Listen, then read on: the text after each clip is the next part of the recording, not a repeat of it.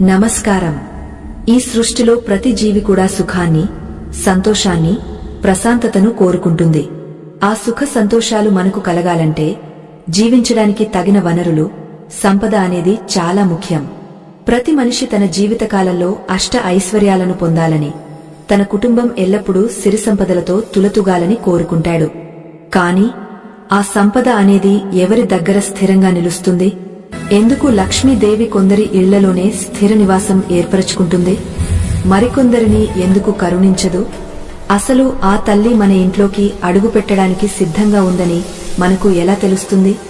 మన పురాతన గ్రంథాలు, ఋషులు చెప్పిన దాని ప్రకారం సంపద అనేది కేవలం కష్టపడితే వచ్చేది మాత్రమే కాదు, అది దైవ అనుగ్రహం కూడా. లక్ష్మీదేవి ఒక ఇంటిని ఎంచుకునే ముందు ఆ ఇంటి యజమానికి ఆ ఇంటి వాతావరణంలో కొన్ని స్పష్టమైన మార్పులను, సంకేతాలను చూపిస్తుంది. ఈరోజు మనం చెప్పుకోబోయే ఈ విషయాలు సామాన్యమైనవి కావు. ఇవి మన పూర్వీకులు, మహర్షులు తమ అనుభవంతో, దివ్య దృష్టితో మనకు అందించిన అత్యంత రహస్యమైన సూచనలు. ఈ అత్యంత శక్తివంతమైన, పవిత్రమైన విషయాలను తెలుసుకునే ముందు మాదొక చిన్న మనవి. మా ఈ ప్రయత్నం మీకు నచ్చినట్లయితే మీ అభిమానాన్ని తప్పక తెలియజేయండి. ఇలాంటి ఎన్నో అద్భుతమైన ధార్మిక విషయాలు, రహస్యాలు ఎప్పటికప్పుడు తెలుసుకోవడానికి మా ఈ ఆధ్యాత్మిక కుటుంబంతో కలిసి ఉండండి. ఇప్పుడు మనం చెప్పుకోబోయే విషయాలు మీ జీవితాన్ని, మీ ఇంటి వాతావరణాన్ని పూర్తిగా మార్చగలవు.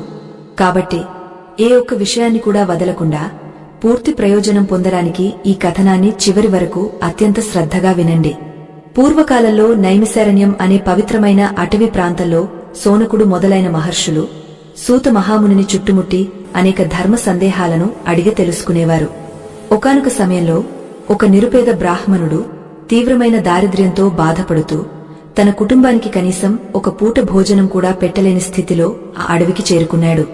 అతని కళ్లలో విషాదం, నడకలో నీరసం కొట్టొచ్చినట్లు కనిపిస్తున్నాయి. అతను నేరుగా ఆ మహర్షుల ఆశ్రమానికి వెళ్లాడు. అక్కడ ప్రశాంతంగా కూర్చుని ఉన్న ఒక మహాజ్ఞానిని చూసి ఆ బ్రాహ్మణుడు సాష్టాంగ నమస్కారం చేశాడు. స్వామి, నేను ఎంత కష్టపడినా నా ఇంట దరిద్రం తాండవిస్తోంది.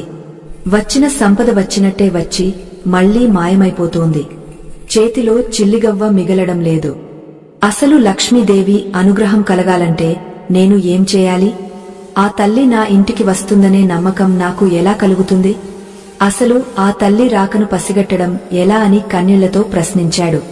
ఆ బ్రాహ్మణుడి ఆవేదన విన్న ఆ మహర్షి చిరునవ్వుతో, నాయనా, శాంతించు.